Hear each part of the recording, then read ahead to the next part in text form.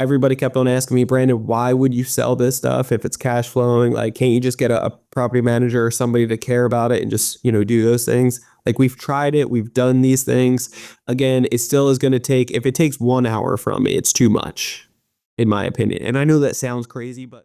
Hello, you're listening to Ready, Set, Go Real Estate Investing Podcast, presented by Brandon Elliott. This show will be going over all aspects of real estate investing and is intended to educate, motivate, and prepare you to take action on your first or next real estate investment. For more information, please visit BrandonElliottInvestments.com. Thank you for listening. What's happening, everyone, and welcome back to Ready, Set, Go Real Estate Investing Podcast. I am your host, Mr. Brandon Elliott.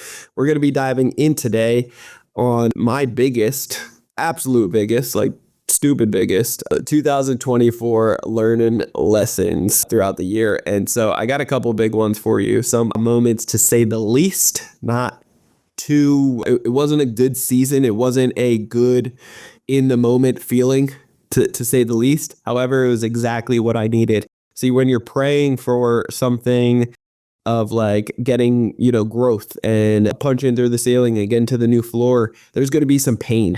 There's going to be some growth. There's going to be some turbulence, and there's going to be some pushback. And it really just comes down to, if you're asking for it, be ready for it. And most of us don't realize these things because you only know what you know, right? You only know as much as you know. If you knew how to make, let's say, $1 million a month, then you would already be there. But instead, you're trying to figure it out. You have goals that you're setting and so forth. That was an example. But this is something that I believe I've learned heavily from, like extremely heavy. And because the pain and the frustration, and to be very blunt with you and honest, fear that kicked in, and I allowed it to stick around for too long. So I'm going to dive into all that. I'm also going to talk about our live in-person event here at the end of this. I'm going to talk about it, but it's going to be April 3rd and 4th. You're going to want to get your tickets to it. It is the absolute first time ever that we are giving open access to the public, which it's usually only for fulfillment for members.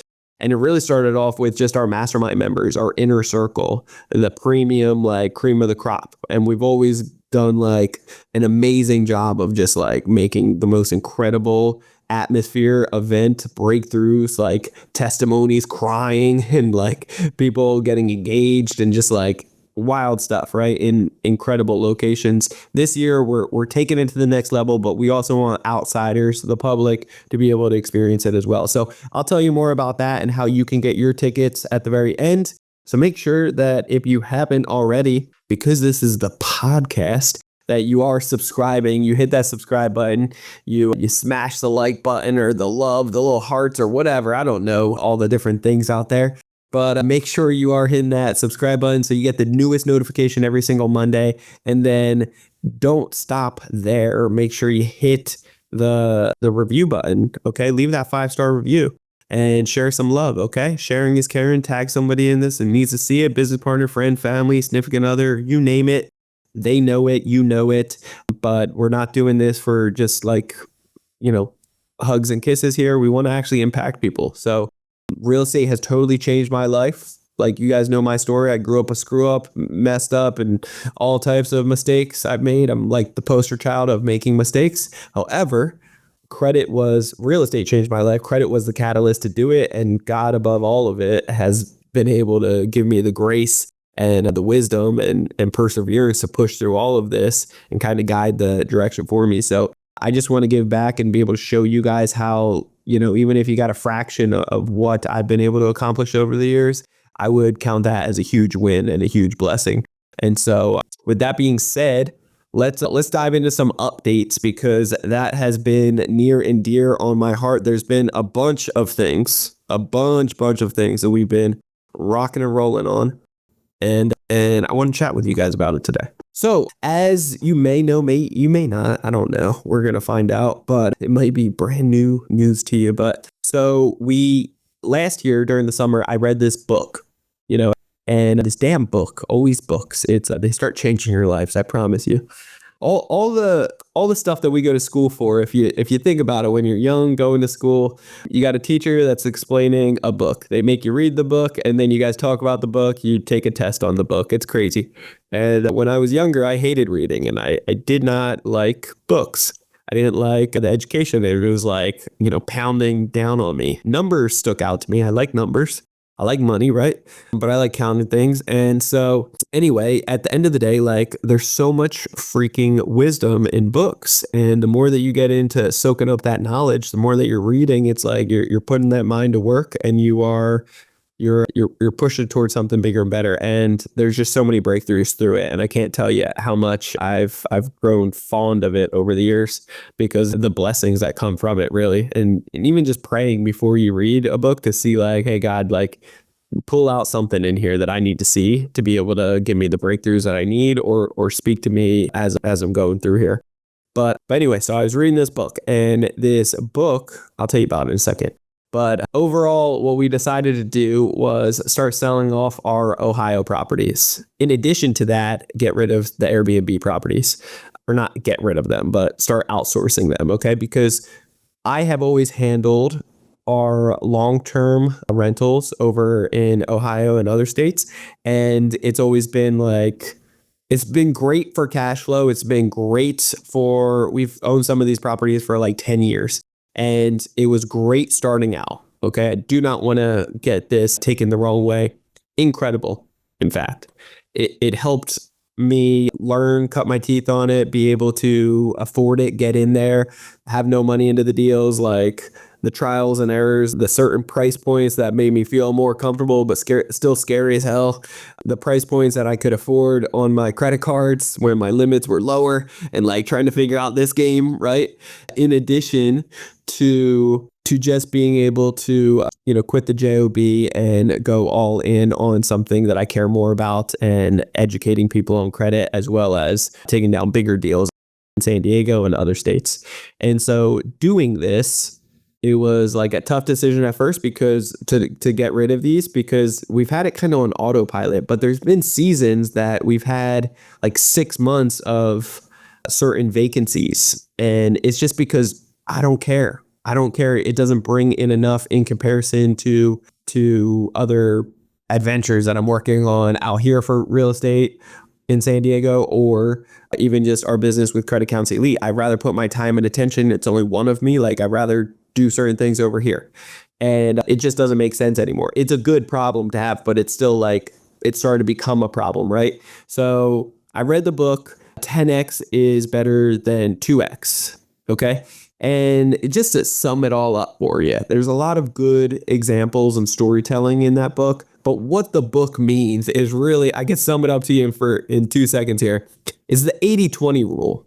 Okay, the 80-20 rule, if you don't know, it's really just like the time and energy that you put towards, 80% of all that energy all over the place usually produces like 20% of it produces the big like meat and potatoes, right?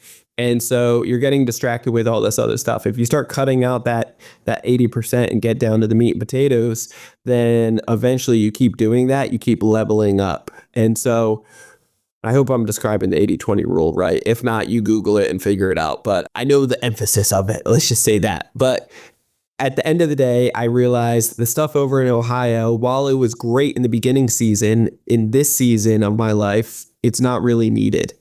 And it would be better just to not have to worry mentally, not even put 5 hours a month, if I was even putting any, or the neglect from it, right? It would be better to give it to a beginner investor or somebody that just wants that time, energy, and effort, that type of responsibility, instead of me getting distracted with something over there, 3,000 miles away and a dozen properties or so. Not needed.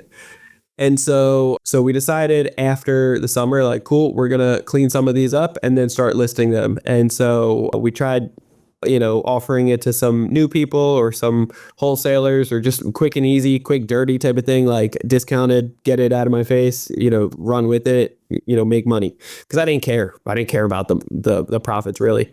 At this point, we cleaned them up a little bit. We listed them, and now we're actually starting to sell more of them. And we sold another one 2 days before Christmas on the 23rd, which was great. And then we just sold one the other day on the 31st, which was great. And that was a triplex that could have been converted into a fourplex. I always wanted to do it, but again, no time and energy, and it was just vacant, all of it. Like eventually, once the tenants started moving out, I just didn't care. And so while I had great interest rates on it, while I had great, monthly payments, and while when it is rented out and all the properties were rented out, like they just cash flow crazy and bringing in, close to 10K a month without me doing anything. And it was always like my backup plan, just in case, if this thing, for the longest time, for years, I was just like, just in case, if whatever we're doing over here, honey, if it doesn't work out, we could live off of this because it brings in, more than enough for the average income nationwide. However, as our lifestyle starts growing too, it starts, I just did payroll and that came out to like 80 grand. So it's a little different, but anyway, with that being said, it was just one of those things that very grateful to start being able to get rid of some of these properties and get good numbers. And so we got rid of another one yesterday. We are in negotiations with a buyer that's trying to pick up 3 of them, trying to nickel and dime me a little bit, not too much, but trying to get 20% off. I offered 10 right from the start afterwards. But, it's something that I don't care. And we want to get some of these removed and kind of bless somebody else, which we're excited for. Also just got done doing a renovation on another triplex that we have over in Ohio that we are excited to start listing probably sometime next week as well, and get some, pictures in and all that fun stuff. So a lot of fun things in the mix. And again, why, everybody kept on asking me, Brandon, why would you sell this stuff if it's cash flowing? Like, can't you just get a property manager or somebody to care about it and just, do those things? Like, we've tried it. We've done these things. Again, it still is going to take, if it takes 1 hour from me, it's too much, in my opinion. And I know that sounds crazy, but even if it takes 1, 2, 3 hours per month, it's just a distraction. And for you to actually truly level up and do, focus on that 80-20 rule, it is going to help get rid of the distractions and focus more time and energy on the things that are working, which leads me to my next thing. It's the Airbnb stuff. So Airbnb, right when I decided after reading the book, I was like, and it's a good book too, but to sum it all up, it's an 80-20 rule. But if you want to read the book, it will give better examples and storytelling behind it that will make a little bit more sense that, 10x is easier than 2x. And so once I realized, oh, cool, like after reading it, I'm getting rid of the Ohio properties. Done.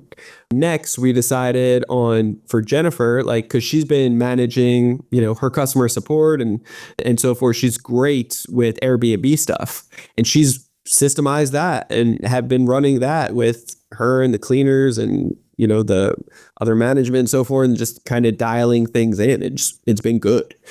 But I've also seen her in certain stressful situations or in the middle of the night handling certain things. And I'm just like, man, like, I don't, or while we're traveling, trying to handle things. And it's like, I don't want that for her. I don't want that for her.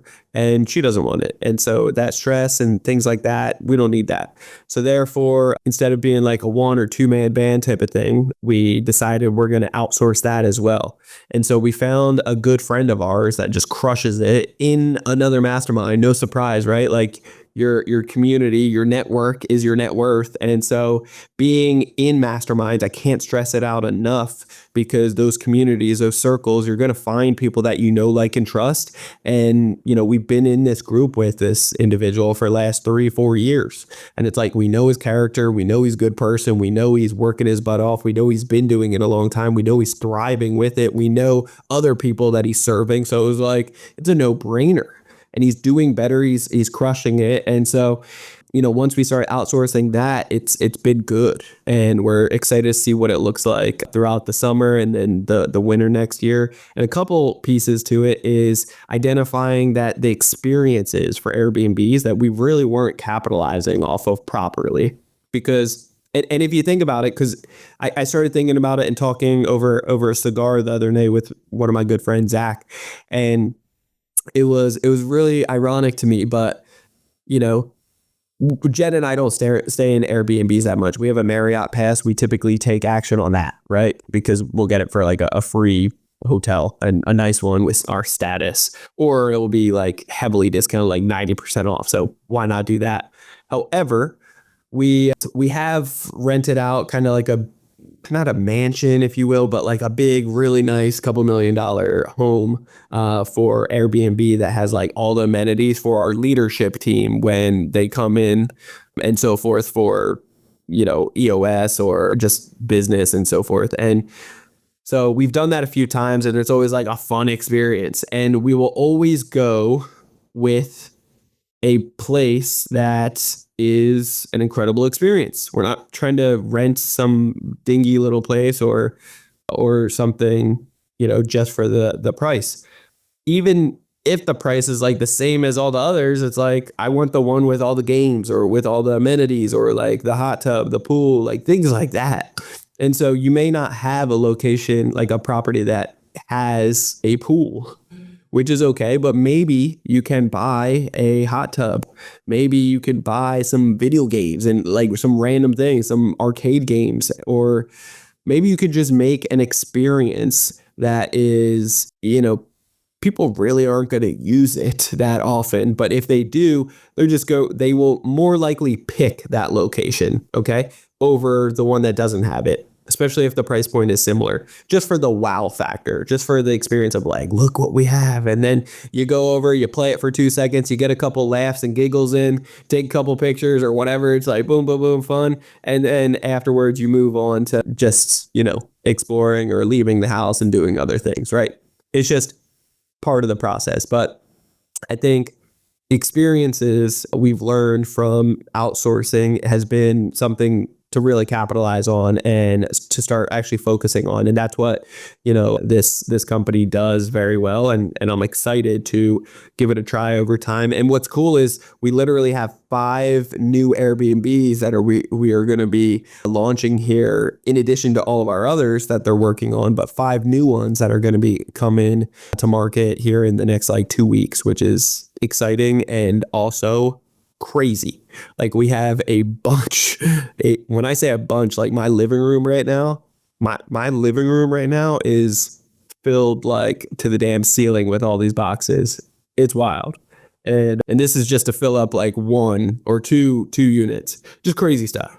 And it's already filled basically, but just all the knick-knack paddywhack stuff. It's crazy. So anyway, fun times. Excited to outsource this stuff and just move those boxes over there, have the guys do their thing. And then Jen and I can go back to just focusing on Credit Accounts Elite and some of our real estate projects out here in San Diego. But yeah, just kind of fun times and excited to just get some of these things off our hands. And again, just kind of level up, right? And that's the exciting stuff.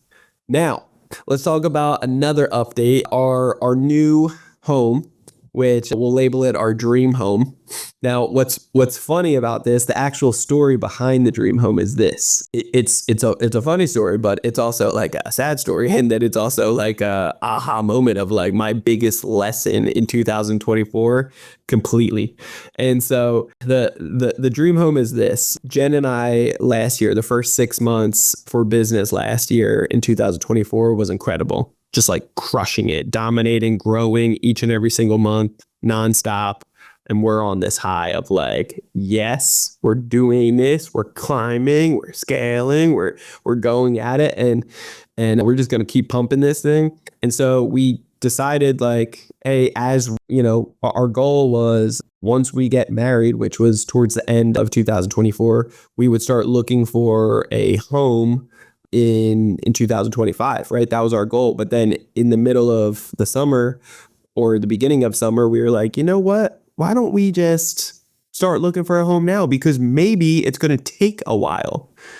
And what we came to find and learn about ourselves is that we are very quick decision makers and we don't waste any time at all. And so the very first one we looked at, we were like, yep, we'll put it down an offer. And then once that did work out, like the second, the third, the fourth, like all of them, we were like, yeah, we'll put down an offer. Now, with this being said, we weren't looking at like little dingy homes. We were looking at 5.5 to $7.4 million homes. And so when you're looking at that price point, everything looks good. It's like, yes, there's some pros and cons to it, and like, does it really fit with the feng shui and you and all these other things? But you're like, yeah, I like it. This is beautiful. This is nice. I like these views. I'm cool with it.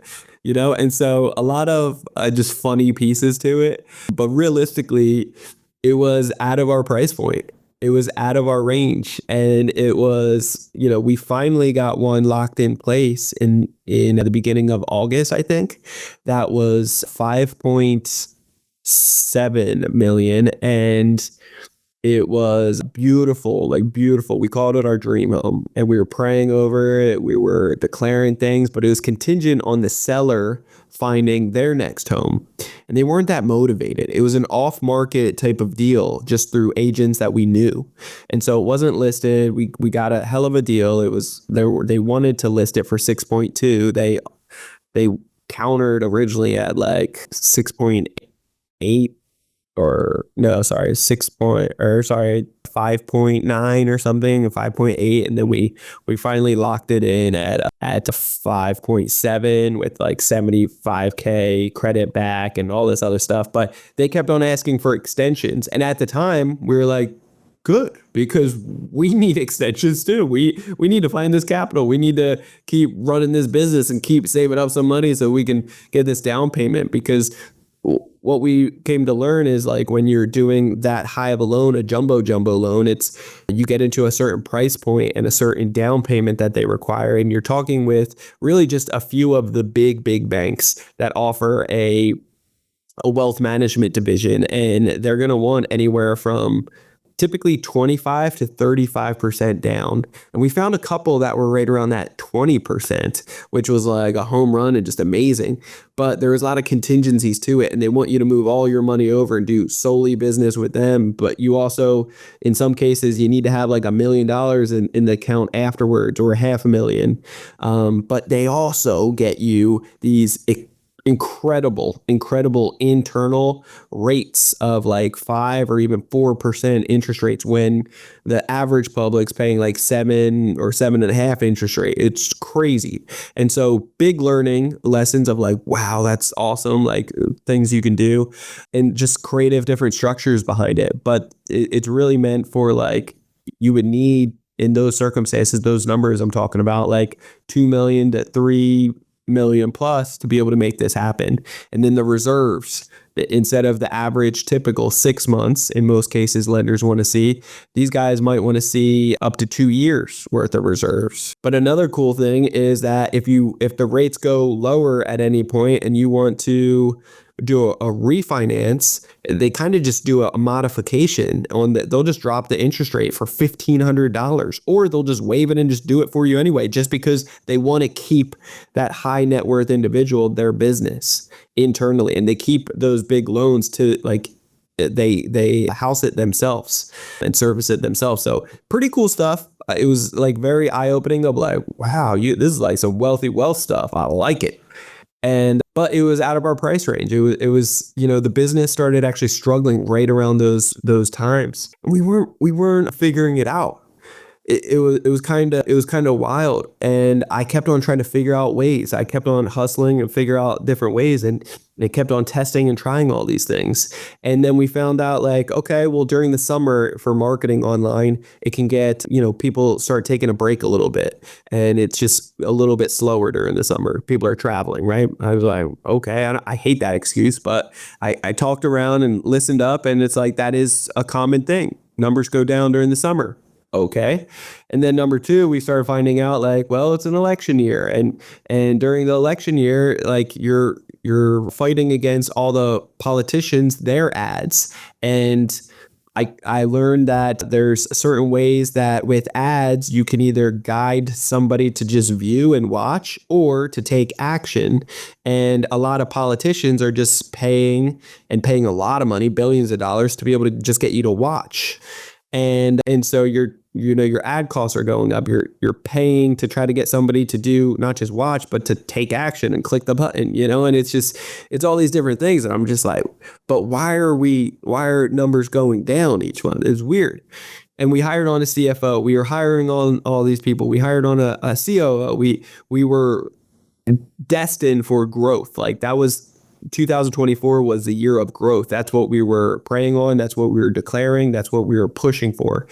But understand this, when you are praying for big things like that, when you're praying for big change, for big just growth in general, like understand that there's going to be pain with that growth. Just like the gym, like when you're trying to build your arms or your muscles, it's like you're going to stretch it out and it's going to hurt. It's going to be sore. It's going to be uncomfortable. It's the first time doing it. You've never done it before. It's like it's some tough pieces. So it was a lot of learning lessons. It was people that we tested and tried out that didn't work out, and poor leadership from myself and other members within our leadership team of not guiding properly or not cutting things off, not leading by example, not showing exactly how things needed to be done SOP wise and so forth.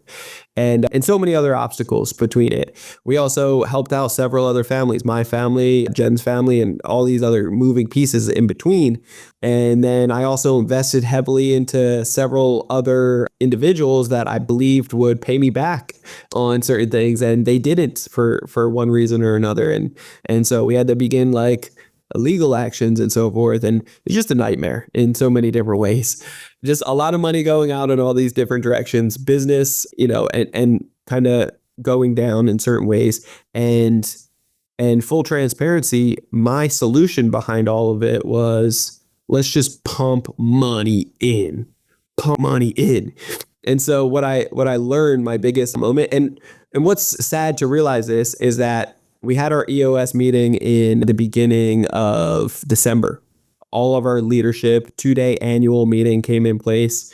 It was incredible. We deep dived and solved like 95 different issues, wild stuff. It like really prepared for the whole next year for 2025. It was incredible. The culture was strong. Everything was just top notch. Loved it.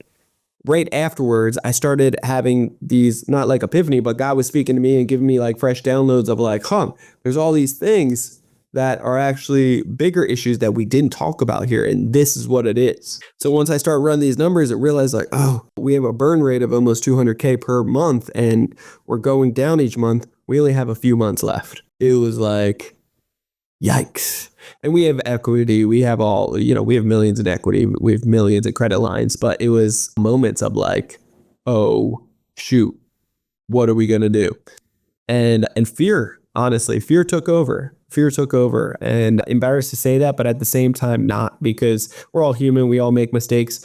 But I should have went into prayer right away. And instead, I let fear take over. We did a full week fasting, and prayed into things. It was the first time that I've done fasting multiple times, but it was the first time that we weren't praying for something specifically. We were just praying to get more intimate with God, to get closer with God. And we heard this story at church that basically like a big, like for this example, let me just share with you the story. Big burly man, family at home, a big burly man, always just, very manly dude, and works, doesn't talk too much, watches TV when he is home after a long day and so forth. Got 3 boys and then the wife, and the youngest, smallest, little redhead stepson type of thing of the crowd, the one that's different, just skinny kid, just kept on asking, begging his dad, hey, I want a BB gun for Christmas. Like, please get me one. Just kept on begging him for like 3-4 months and just kept on like diving into it. And the dad just kept on shooing him off. And like Christmas went by, and a couple weeks later, and he just, the kid's disappointed and depressed and just like, man, the dad like doesn't love me, doesn't care. Like, why he can afford it. Why can't he just do it? And dad would always just shoo him off. Well, the mom talked to the kid to the side and was like, hey, what you're going to want to do is this. Go up to him, sit on the couch when he's after dinner and he's sitting on the couch. Go up to him, put your head on his shoulder, and then just rub on his ear. And don't say anything, just rub on his ear and just like cuddle with him for a second. And the boy was like, what? heck no, mom. Like, not gonna do that. That's not happening. I'm gonna get punched by my dad. Like, he's gonna sock me. He's not that touchy feely kind of guy. Like, you're kidding me, right? You got to give me something better than that, mom. And so basically, the mom, like, she's always the mother always got the touch, right? And so she's like, hey, this is what you're gonna do. And she kept on telling him for a couple days and like, come on, go do it, go do it. And then finally the little kid was like, you know what I gotta lose, forget it. And then just goes over and does it. And after a moment, the dad realizes like, oh, like, what are you doing? Like, it doesn't say anything, but just like cuddles up with him for a second. And after like 30 minutes later, they didn't say anything. He just acknowledged it after a few minutes, cuddled up on him, and then gets up after the show and says like, hey, weren't you saying that you actually wanted this thing? Like, what was it, a BB gun? Oh, you did? Okay. Okay, well, go get ready for bed, and then I'll see you in the morning. Like, love you, bye. Type of thing. And then so the dad takes off, he gets on a bus, he takes an hour trip to this area, to this store, he gets his BB gun, he comes back in the middle of the night, and then he gives it to his son right in the morning before school, type of thing. And it was just one of those situations that it really spoke like human fathers always, like, you want to give to your kids as much as possible. You want to give them the world, right? But you don't want to spoil them. You also, sometimes there needs to be like a shift of the heart to be able to like a love connection type of thing, to be able to understand it's not just a thing. It's not just like, like not just begging for something all the time, but instead just want that intimacy time, just that connection. And then it's like, dude, of course, man, like, I want everything. I want you to become the best version of me, but even better, and take on this legacy even further. And so that human version of it, it's the same thing with like godly version, right? And like God just wants to get closer to us. He just wants to have intimacy with us, just wants to like talk to us, like know about our days, like understand our troubles, and he knows all of it. He knows everything, right? So it's like, but at the same time, you just having that connection. And so this fasting that we did, it was for a week. It was 7 days, as long as I've ever done. I've done 5 and I've done 6 in the past, and I've done 3 several times, or 24 hours. But this one was the longest one. And it was literally only for just getting closer with God and just like, man, I can't do this right now. Like this stuff with the business, I'm scared. I have 29 employees. We have families that we support and feed. And I know the promises that you've called upon me. And I know the blessings. I stand on our tithers' rights. Like I know what we've been gifting and giving, and I know the impact that you've called me to make on others. And so therefore, like, I'm just declaring in it, and I'm standing in your word, and I know it's not going to come back void. But at the same time, like, I got these fears, I got these concerns, and it's like, I can't take it any longer. So I'm done with it. Like, I can't handle it. I'm giving it to you because you can. And I'm just going to get closer with you and let everything else fall into place. And when we did that, Jen and I both did it for the whole week. It was breakthrough after breakthrough after breakthrough. And it was genuine. It was just incredible. And the breakthroughs are still taking place. Our best month for the last like several months has just taken place. And it's only going to get better. And we dialed in one of my biggest problems that I mentioned just a few moments ago was like my MO in the past was just pour money into the situation, pour money into the problem. That's going to cure it all. But what I come to find out, and that's a visionary thing, like I'm a visionary type of person. So it's like, oh, I got all these ideas. Cool. Well, we got a bunch of credit too. So cool. Let's test it out. Just pump money into it. Like I got money. Let's go. Let's throw it in. We got to get an ROI from it. Well, you would think so, but sometimes you're just stirring the pot. You're just stirring things up crazy, and it's actually going to hurt you versus help you. And so what we learned was that when we dialed in all the data and we looked back and we realized exactly to the month where the numbers and the KPIs started shifting a bunch and how it was struggling. However, we couldn't pinpoint exactly what it was because we looked at all the changes that we made month to month, and we saw that we made a boatload of changes in that month. And the problem with that is we didn't split test. We didn't split test, number one, and we didn't do one change at a time and give it time. Instead, we did a bunch of changes all at once and just pumped money into it. And so it was all inflated. It was all over the place. It was just crazy. We got up to like 80 something thousand in ads. And our goal was to get to 200K in ads per month. And so we had all these excuses or all these reasonings and like shortcomings from it, but it was logical to think about it, but it wasn't accurate. It wasn't the data, and the numbers always tell you the truth. And we had so much data, by the way. And so a couple things that we noticed. Number one, money won't solve all the problems. Money will not solve all the problems. Okay. I learned that quick and the hard way. Number two is when you're making all these changes as a visionary, you're going to want to split test, and you're going to want to do it slow and do it one at a time to give it enough time, 60, 90 days, sometimes just 30 days. Depends on what you're split testing, but you always split test. Always split test. If you're making any type of change, you're doing one change at a time, and you're split testing it for a minimum of a couple weeks to see how they perform.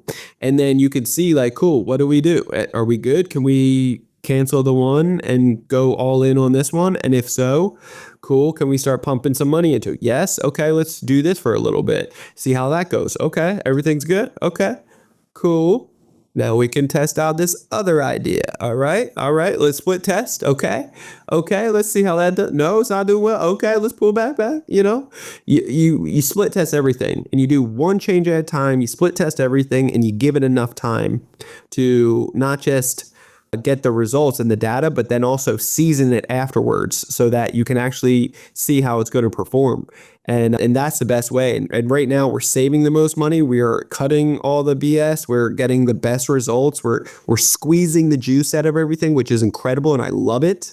And it's just one of those things. It's like dialing this in is starting to get me really excited, which brings me to the third. It's like paying attention to the proper KPIs. Like I said, we had a boatload of KPIs.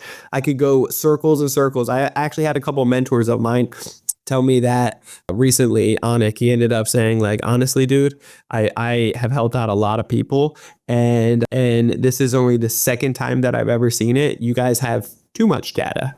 It's hard to make a good, clear decision because you have too much data. So pay attention to the KPIs at a leadership, especially if you're the CEO. If you're the CEO of your company or COO or like high level leadership, you look at the leadership KPIs, and it should just be a handful, maybe about a dozen or less. Okay. Look at EOS standard, their models should be about 7 to about a dozen max. Okay.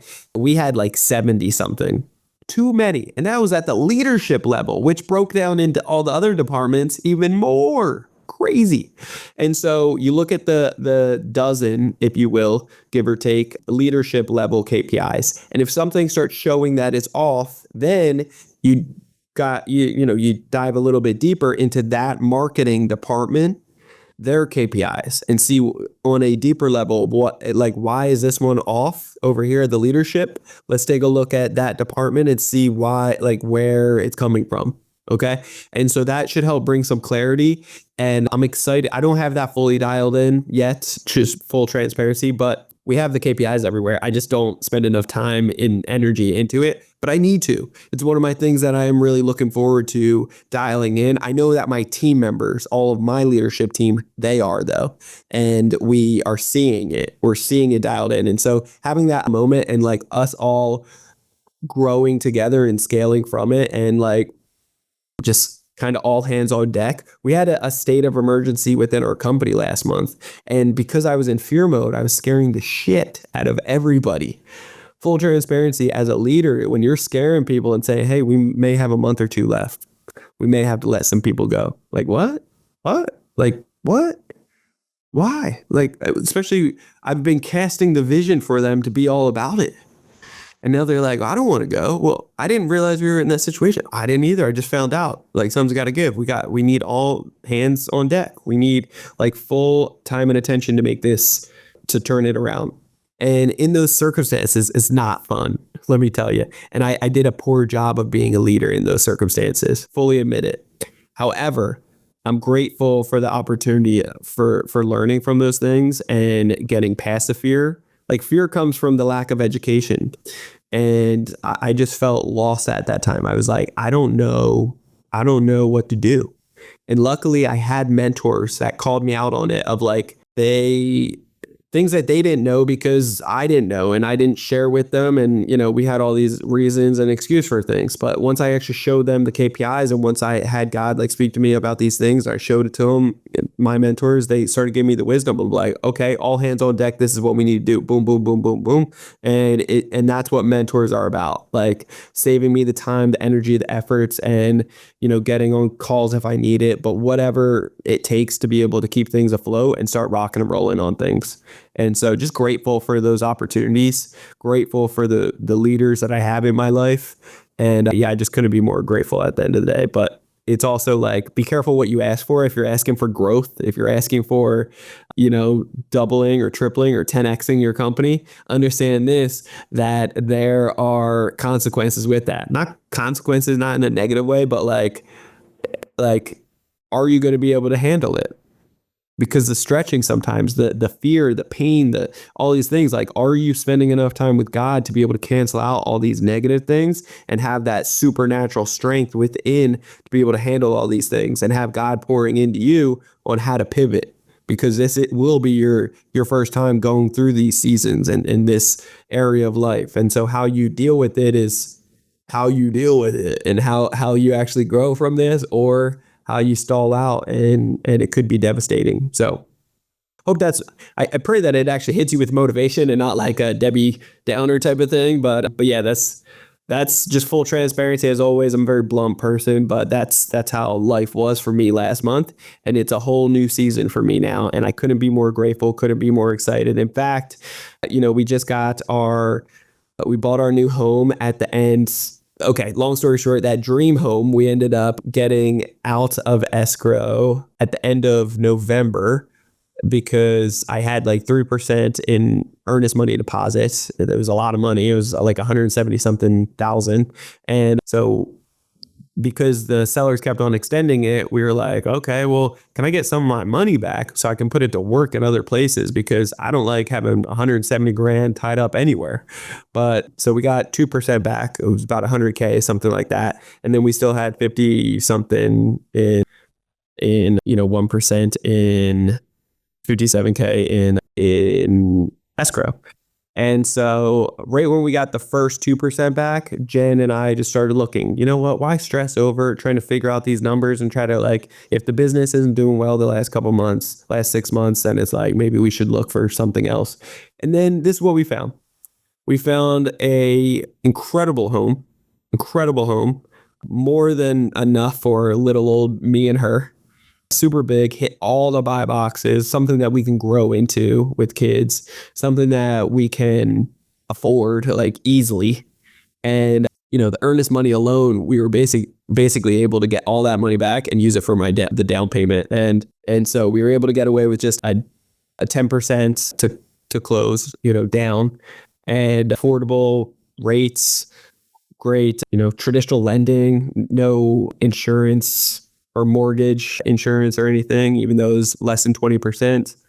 Yeah, and we're doing like a full renovation on it to customize exactly how we want it, how we can live into it. And it's just going to be incredible. And so we couldn't be more grateful. All the buy-in boxes, like boom, boom, boom. And just God's so good in so many ways. And it's something that it's like, it's not going to be like that bigger home, 5.7. It was just huge.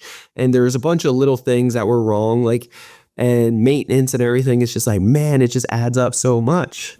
And so you got to realize, there's like two, like, I forget what it's called, like basically trees that need to be removed that were like dying out, but they were like going to be like 20 grand to replace, like just wild stuff. And it's like, when you get to that big, all these things, it just adds up. And so couldn't be more grateful for this property because we're making it exactly how we want. It's brand new. It's a beautiful home, but it's 2001 built, but incredible home.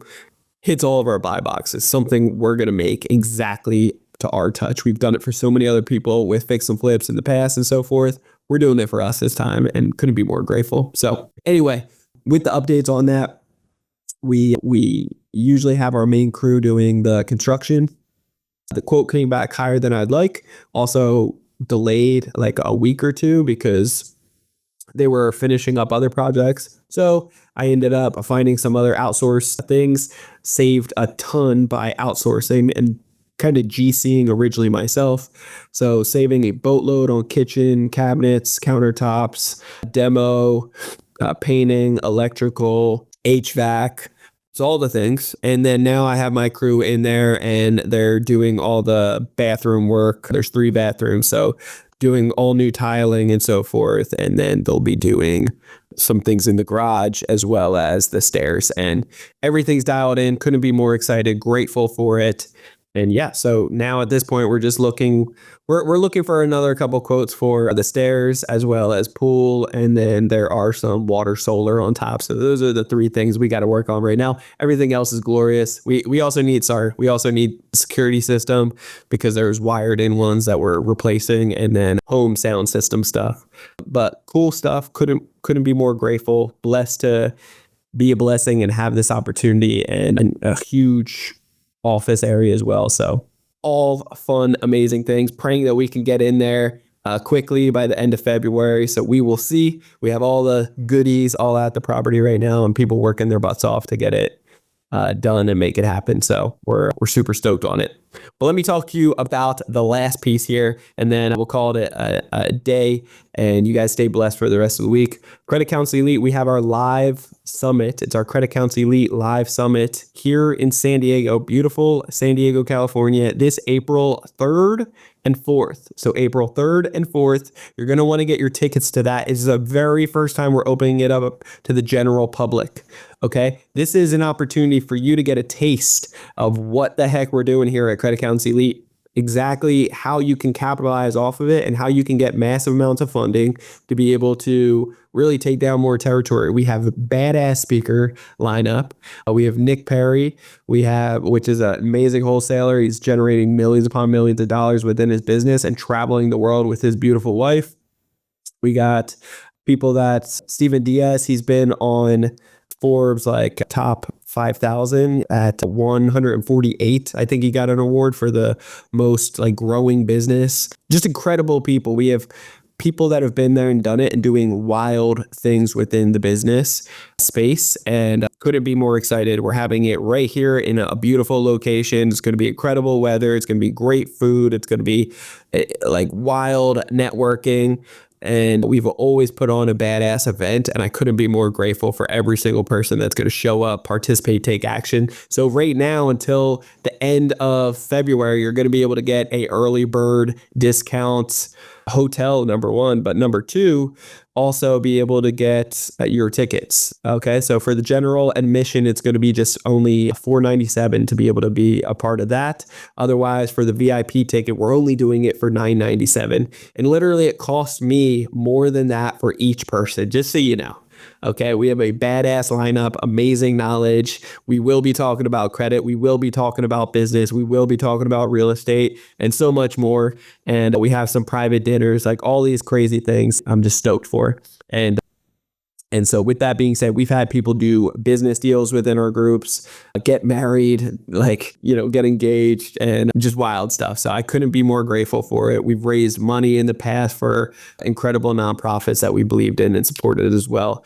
But this one's going to be for the records. So April 3rd and 4th, you're going to want to be there for sure. If you've been watching us for a long time or on the sidelines, this is for you. Take a peek at it. I'm setting it up for you so that you could see this. And with that being said, afterwards, I would just love for you to take a look at Credit Counsel Elite. And if it's a good fit and we could bless you in the future, then it's a no-brainer. These discounted seats are literally just until the end of February. After that, prices go up. And we're looking to have about, a good amount of people there. So it's about 100 people that's going to be dived into it. And so I couldn't be more stoked for it.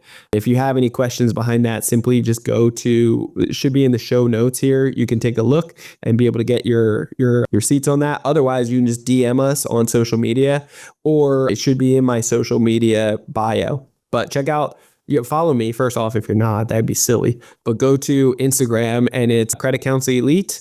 on Instagram, or on Instagram, it's going to be Brandon Elliott Investments. And feel free to just DM me on there and we'll be able to get you that information. Just ask about the Credit Counsel Elite event. It's a summit here in San Diego, April 3rd and 4th. So that's that. That was the news that I want to bring to you guys. We're literally doing this each and every day. We're showing you how to get up to $500,000 with interest rates as low as 0%, and how you can do this every 6 months per person. It could be life-changing in so many ways. So I just pray that you actually take action on it, and meet us halfway with it, and we'll drag it the other way. Trust me. Like, we have incredible results. We have incredible testimonies, and we have business bank relationship managers that actually work with you to help you with your applications as well, with some of them. And so it can be life-changing for so many that actually take action on it. So check out our website at creditcounselelite.com. That's www.creditcounselelite.com. And there's a quick 5-minute video on there that explains more, but would love to sit down with you and just jump on a quick call, either myself or somebody on our team, to just understand where you're currently at, where you're looking to go, and see if we can give you a roadmap to help you get there. Okay. And to respect your time, we'll give you a list of 10 banks that you've probably never heard of ever, to be able to get up to $50,000 each from those banks. That adds up to $500K right there, that you can get massive amounts of funding to be able to bless you. So anyway, love you guys all so much. If you haven't subscribed yet, I don't know what you're waiting for. Like, I don't know what I got to do here to juggle or what, but you're going to want to do that. So hit the subscribe button, get the newest notification every single Monday when the new episode drops, leave that 5-star review, share the love, and we'll catch you on the next one. Until next time, guys, God bless. Peace out. This has been another episode of Ready, Set, Go Real Estate Investing Podcast, brought to you by Brandon Elliott. For more information, please visit BrandonElliottInvestments.com. Also, please don't forget to like, share, and leave a comment below. Thanks again for joining.